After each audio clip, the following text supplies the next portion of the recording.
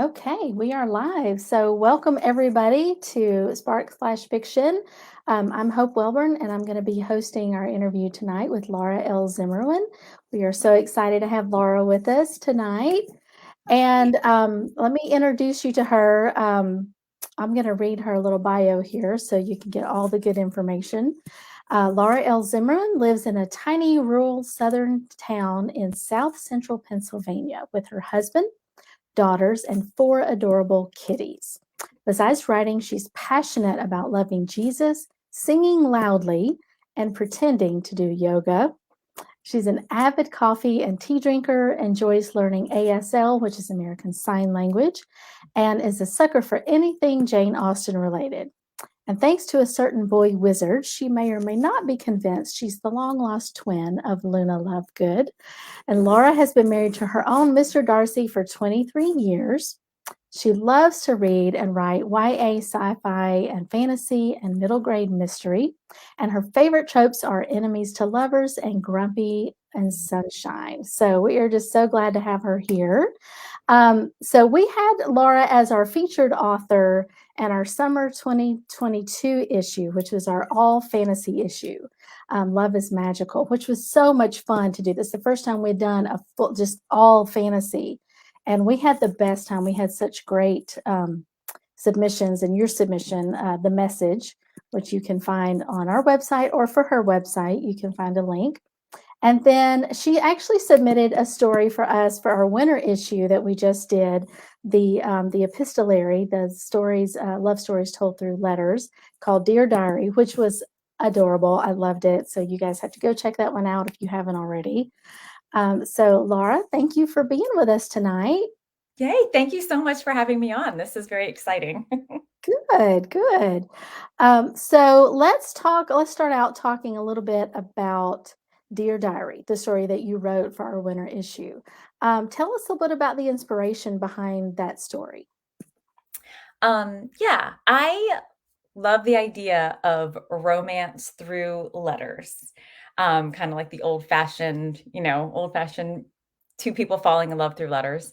Um, and actually, interestingly, it was kind of a little bit of a New Year's resolution of mine to actually go back just to writing letters, snail mail, instead of just emailing or texting people. So I've kind of been doing that myself anyway.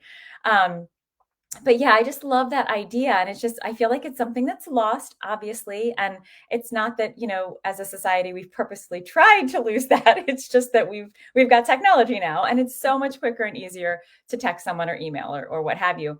So I had the idea at first of just it being kind of like love letters back and forth.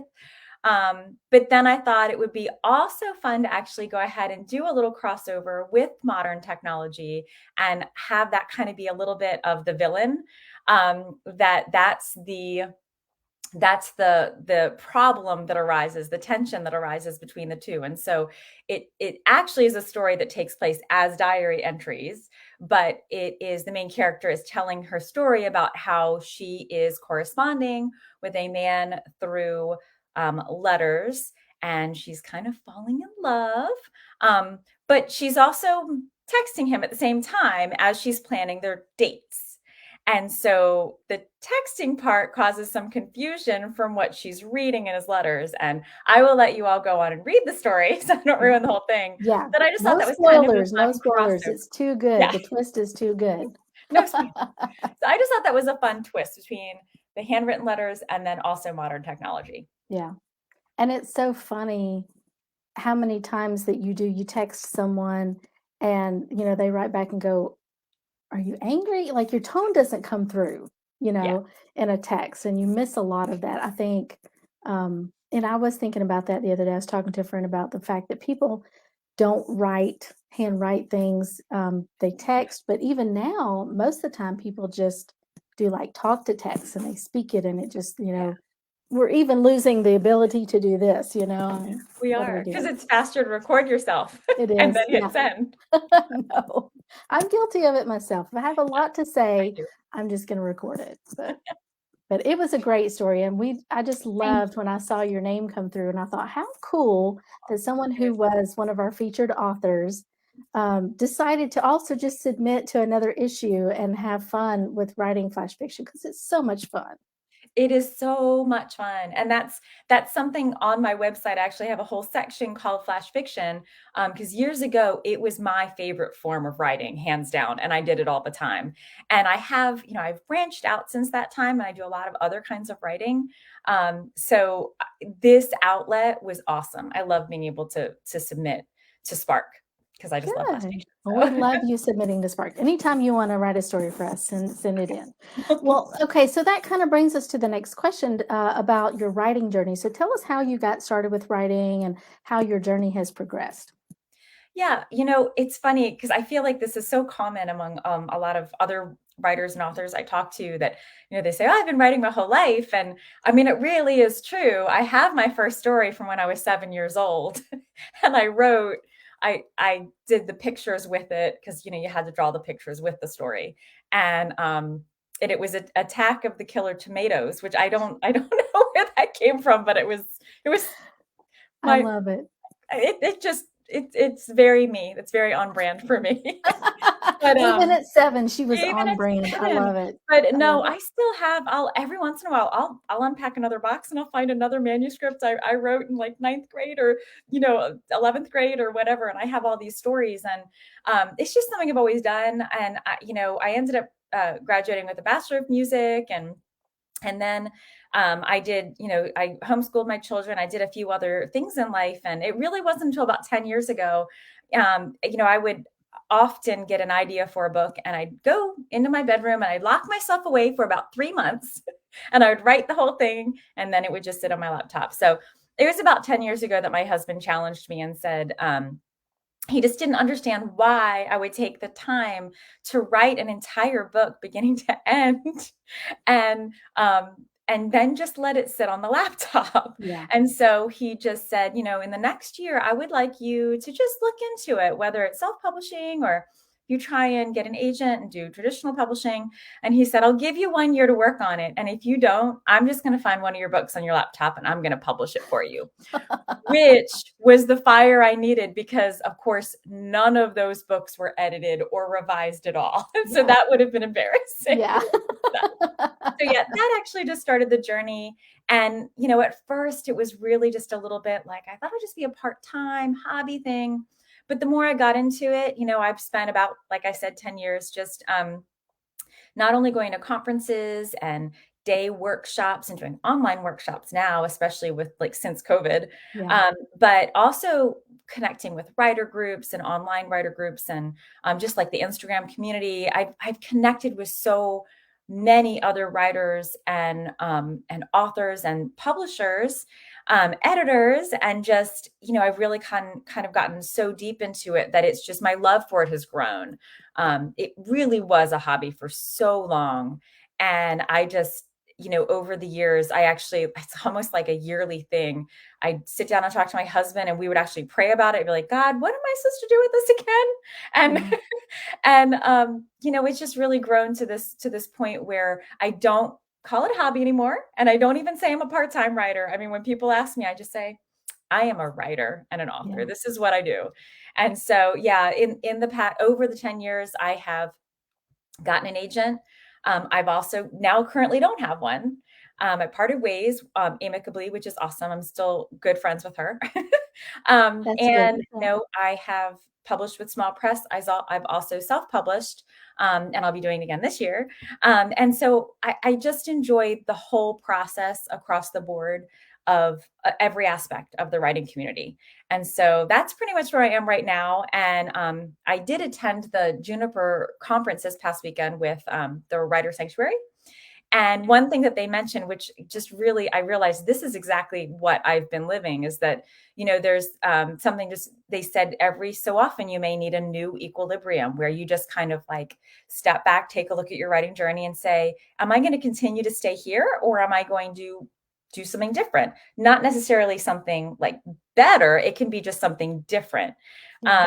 And that's really how it's been for me over the past 10 years. It's kind of changed pretty much on a yearly basis Well, in a good. yeah, I think it is. It's a journey, and it does. It evolves as we evolve, as our life situations evolve and change and everything. You do have to have that flexibility, Yes. Yes. So, That's a but good word. that's cool. And how cool your husband is so supportive of that. That's awesome. So give him a thumbs up from us and say, good for, spurring you on, you need that little kick.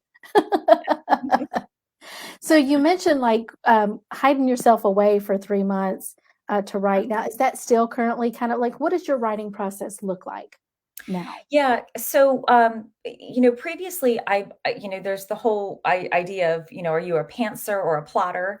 And I will say I was 100% in the pantser category for many years. But of course, there's some challenges that come with that as far as having a really good, um, you know, plot, Yeah, shall we say? I mean, that is honestly, let's important. Yeah. just hitting all those major plot points that will make Yes. it continue, keep the reader reading, make it Yes. interesting. And so I've really developed with that, and I kind of call myself a plantser now. I have tried to go all out plotting. One time I think I did like a 30-page outline for one of my books. And what I found with that is that it tends to be, I feel like the stories are a little dry because I'm so focused on just hitting those points. Yeah. Whereas if I'm a little freer to write, like I said, pantsing it, the characters drive it. It can be a little bit more character driven. And I feel like it has a little bit more emotion. So where I've settled now is that I will certainly brainstorm for a while. When I get an idea, I might just sit down and make type out some notes, one page, just like so I don't forget it. Yeah. If especially if I come up with a really good line or something, I don't want to Yeah. forget that. But usually what I'll do is once I get a really good idea in my head of what I want to do, I will do a kind of a skeleton, is what I call it, as far as Mhm. plotting, so that I can hit all those points, the inciting incident, and then the turning point one and the turning point two, and really get the meat, like the meat of it there, or I guess the skeleton is what I'm Yeah. saying. And then Yeah. and then I'll write Good it. And then I process. guess what I'm saying is I go back and I add the meat in, because after I get that first draft down, that's when I step back and I'll take of course, Save the Cat is a really popular book. It's Mhm. a good one to use, but It's a there are good other one. Yeah. plotting books as well. I'll grab one of my plotting books and then I'll go back and I'll say, was the motivation strong enough for my main character? Did I have enough tension with each of these chapters? And it's a Yeah. little bit easier to go back in and kind of thread in, like weave in some more tension, maybe throw in a subplot if I feel like it needs it. Yeah. So it's definitely a combination of things now. And I think I probably make some people sweat with that because they're like, you don't know where you're going before you write. And it does sound like I'm saying it's a lot more work because I have to go back in. But for me, I can get a story out of my head in about 2 months if I just sit down and I focus and I write it, Yeah. real fast and get that skeleton down. And it is easier for me to go back and look at it and just see, what do I need to add in, or how can I make it stronger? I think it's so important to understand the structure of story. Mhm, However you get there, it's mhm. different for everybody, and a lot of times it's different per book. Yeah, But if you understand, the structure, the overall structure of what you're aiming for, how you get there, you know, varies with a lot of things. definitely. But I think That's that's really that's cool. so So true. It is definitely yeah, very book to book with me. So yeah. yeah. Well, what would you say is because we are, at Spark, we're all about the romance. What would you say is your favorite romance trope? And I know you've talked about it a little bit on your bio, but what is your favorite? Okay, so if it's going to be a romance trope, it's definitely enemies to lovers. Yeah. I can't get away from that. Um, if I'm reading a book and it has, I mean, because a lot of times, of course, I don't necessarily read straight romance all the time. I, of course, like fantasy and science fiction, some others, because Sure. that's what I write. Yeah. Um, but all of it has to have it's got to have heavy romance. I Yeah. love anything that's got really good romance. And Yeah. so as soon as I see where it's going, if it is enemies to lover, it's going to become my favorite book. Basically, Yeah. I just love that. To a fault a little bit, because I actually had to step back. This is a few years ago. At one point, I realized that almost every one of my manuscripts I was writing, I was putting that in there. There would be this horrible, horrible man, and then I've got the main character, and suddenly, Right. And and then I they just love. couldn't Yeah. help it. I thought, but what if? What if he's redeemed? What if he's not Mhm. really that bad? Yeah. And she sees it, and so I actually had to step away from that a little bit and stop making all my enemies fall in love with one another.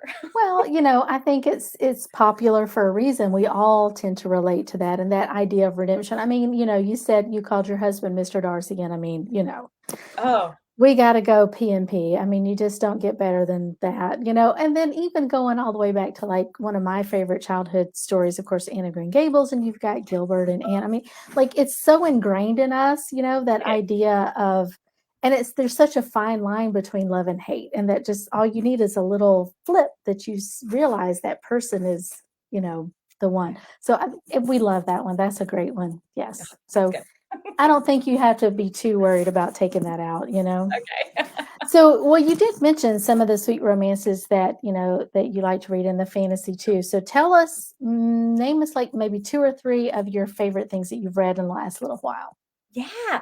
So actually, I'm trying to think of her pen name now. H.L. Burke, Okay. Heidi. She has a series of superhero novels. They Oh, started out, as far as I'm aware, yeah. She started out with the adult series of, it's like the Super Villain Rehabilitation Project, I believe. And then oh, she moved that's into like a YA version of it. And then she moved into a whole romance line. And she just released, I actually think it may have been this week, she released her fourth book in that line, okay. supervillain rehabilitation, like romance series or something. I'm gonna have to But write this down because that's it something is I'm gonna have to good. check out. So Because you the start one that talking superheroes, you're talking my language. just superheroes and romance. Yeah. So the one that I read most recently was called A Superhero for Christmas. It did come out at Christmas time. And oh, it's just so swoony. I read it in one sitting because I was just like, oh, this is I just can see my TBR pile starting to like grow already. I'm in trouble. so yes. Oh, it's very good. I actually really, and I read a few of the young adult ones too in that series, and so she's a very good writer. I like that whole series, but there are four in the romance series specifically. But then I've also just recently read it's a fantasy based story series. The first one's called Defy the Night, and the second one is out, Defend the Dawn. I think the third one comes out next year, but it is a very slow burn romance. Those are fun too. Those are Which fun. it drives me crazy. I love it so much. Yeah. Get So together. I was like, yeah, I was swooning. Those titles sound amazing. I love that. Yeah. Yeah, Cool. Okay. Well, thank you for sharing that. Like I said, my TBR pile is already starting to grow. I'm in trouble. always. All right. So, for our writers out there, what would you say is the best piece of writing advice that you've ever received? It's something a little bit more recently that I've been hearing actually from a few different angles. Keep hearing it over and over again. And it really it makes all the difference. It's when you hit a roadblock with your writing, uh, go ahead and just try something different. Just because you step away from a project and you go to a different one, or you maybe just write a flash fiction piece one day, like just try something different, change gears just by allowing your brain to step away from what it's doing and change gears, you may actually kickstart the flow, right? The flow Yeah. again of what you're actually working on, and you'll be able to step back to it. And the reason why this really resonates with me is because I'm realizing, it's not just me. I know as humans, we're all creatures of habit, and when we have a really good habit of sitting down as often as you can, not everyone can do it every day, and that's okay. But when you have your habit of writing and it's in place, you don't want to lose that because we easily become lazy. I mean, when you get in Yeah. the habit of not doing something, it's really easy to just not do it. And Yeah. so instead of when you hit a roadblock, or writer's block, whatever you want to call it, instead of completely walking away and saying, "Oh, I'm just gonna like take a break or whatever," try something different and just see if that makes all the difference as far as getting your juices flowing again. So That is brilliant advice. That is brilliant advice. And I really do think that flash fiction is good for that it is. because it's so small, you don't feel overwhelmed with writing this huge epic, that you're doing. You Yeah. can, I mean, I can do a flash fiction piece in an evening. I can sit down, get my draft, get my rough draft, and then I go back and refine it. But Sure. it really does feel like a brain break. It does. Especially if you switch your genre up a little bit, and do something, if you're always writing hard-hitting thrillers, try doing a sweet romance and see what happens. Absolutely. Yeah, That's that's true. great. That's Yeah. great advice. I love that. Well, before we go, tell us what you're working on now. What's upcoming for you next? So, yeah, so I do actually have a historical fiction, fantasy, I should say, historical fantasy, which is on submission right now with a publisher. No idea what's going to happen with that, but I'll keep you up to date. Yeah. Um, as I said earlier, I do have something coming out this year because I just submitted a middle grade mystery to an editing service for a developmental edit so I can get that together. And I'm going to be putting that out myself this coming fall. So I Oh, believe it's going to be October release date. okay. So that's called The Curse of Ozva Springs. So I'm really Wow. excited about that That one. sounds fun. And Good. then, yeah, and then the third book in my Banshee Song series will be coming sometime soon.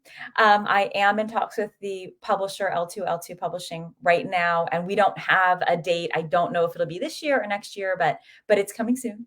And then as along the romance lines, I just started this week revisiting a Pride and Prejudice retelling, of Love course, it. Love it. that I actually wrote back during COVID. I wrote it during Okay. COVID. Yep. It's Pride and Prejudice retelling. It's with magic and martial arts and takes place in France. And it's actually sort of dystopian a little bit because it takes place kind of in the future. So it's got a lot of layers.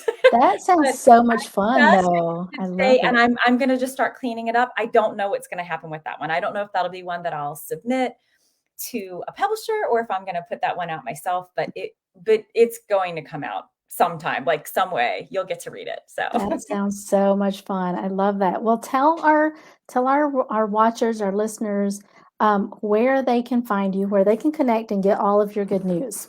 yes. Okay. So I'm most active on Instagram. If you're on there, it's my author name, Laura L.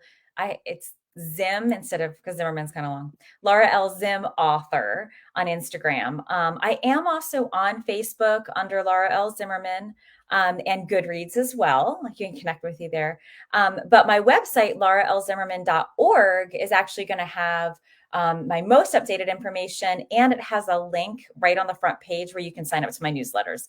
And I usually tell my newsletter subscribers early before I release other book information. So if you want to know release dates of when these things are going to be coming out, then go ahead and sign up for the newsletter. So yeah, and I do have Pinterest as well. Again, under Laura L. Zimmerman author. So, And you can find all of those connections on your website. Is that yes, correct? yes, you All right. can. I'm going to see if I can put this on the screen. Let's Okay. see.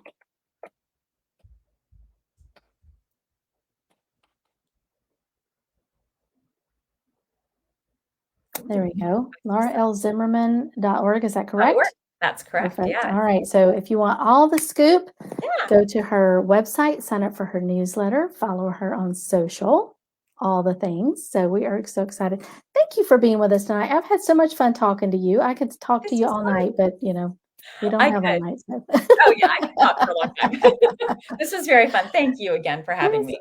Oh, yeah, it's our pleasure. So we hope you'll go check out her stories in Spark, and we hope to see more of you in the future. Absolutely. All right. Thanks, guys. Thanks for being here. Thank you.